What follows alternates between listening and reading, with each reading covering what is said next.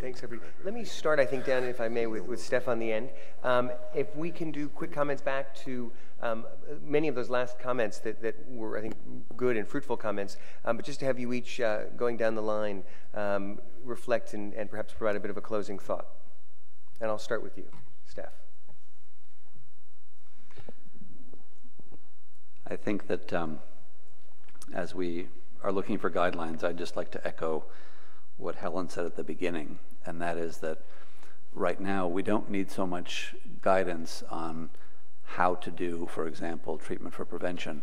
What we need in countries is help figuring out what we do more of and what we do less of, helping people prioritize. And it seems to me that one of the things we have to take into account is, as we think about interventions for people who are positive to reduce the probability of transmission, and as we think about interventions for people who are negative to reduce the probability of acquisition, if we have to prioritize, then we have to take seriously the question of who is at much higher risk of transmitting than who, and who is at much higher risk of acquiring than who, and that has to come into the prioritization discussion. And it turns out that whether you're in an environment in which, if you're HIV negative, the person you're going to have sexual contact with is likely to be HIV positive is a huge determinant in your likelihood of becoming infected. I said the other day, having unsafe sex in Saudi Arabia is safer than having safe sex in South Africa.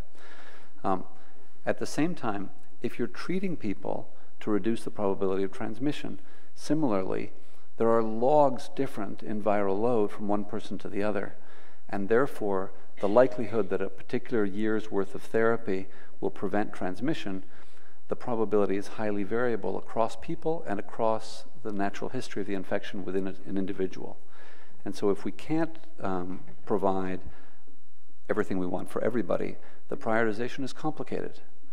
And it also affects, of course, what the sexual behavior is or the other risk behaviors of the individual being treated.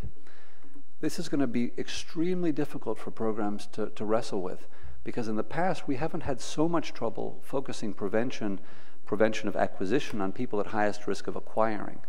But we've never wrestled with the idea of focusing a preventive intervention on people at highest risk of transmitting.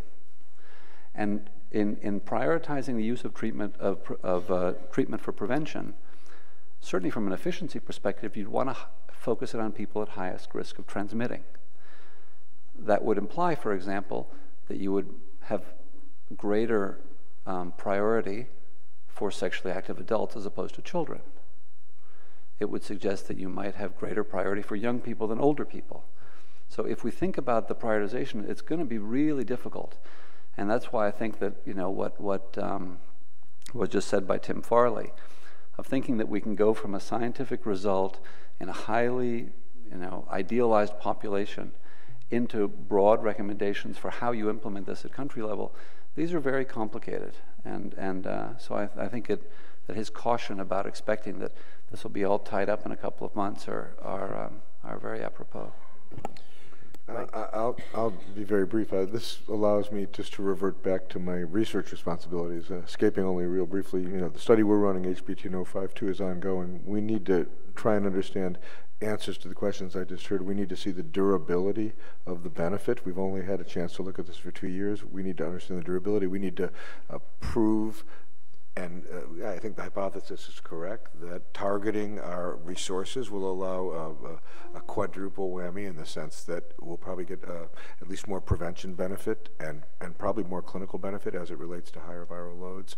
I think those ought to be the commitments of the research community that's looking at treatment as prevention, and we'll revert back to that and try and answer those questions as they can relate to giving these tools more wind than they already have. They're pretty strong wind, but we'll give even more wind if we can. Paul?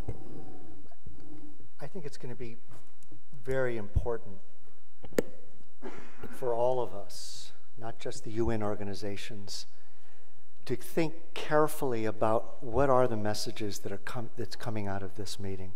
I think many of us have been to too many meetings. We're sometimes jaded. But these meetings can have a pivotal change in the momentum and the focus. The very idea that we switch from a can we end the epidemic to the will we end the epidemic is a huge concept. And I think we, with all the caveats and all the cautions, and there is no clear magic bullet, I think we need to use this meeting and the Caprissa study from Vienna and what will be coming out in ICAP and ICASA and continue to generate the momentum. Decisions about supporting ending the AIDS epidemic are not always logical. Politicians want to see immediate responses. They want to see results. This could be. All the other major plagues and pandemics have played out over centuries and have involved generations of people. This could be an epidemic that we could really see a major turnaround in a single generation. And I think we want to capture that. Great. Thanks, Paul. Tony? I don't want to repeat what I've said before, except to say that we are in it for the long haul. And although there are meetings that are watershed meetings and we go out of it with a renewed energy, that it's not going to end tomorrow or next year or next decade. I think that we have an important meeting here where we've had a confluence of very important scientific findings that could serve as the basis for making firm decisions based on science. However, we cannot walk out of the meeting to think that now we're done. We move on. We have a long road ahead of us. So let's A, not burn out, and B, try to recruit some fresh people into this that'll keep that ball going. Bob? I think we should take this opportunity to listen to more to the people that we're trying to help. I think that, as Jim Pickett has mentioned, they will tell us what they want and what they need to keep themselves free of HIV. We're happy that the open label extension of IPREX has launched.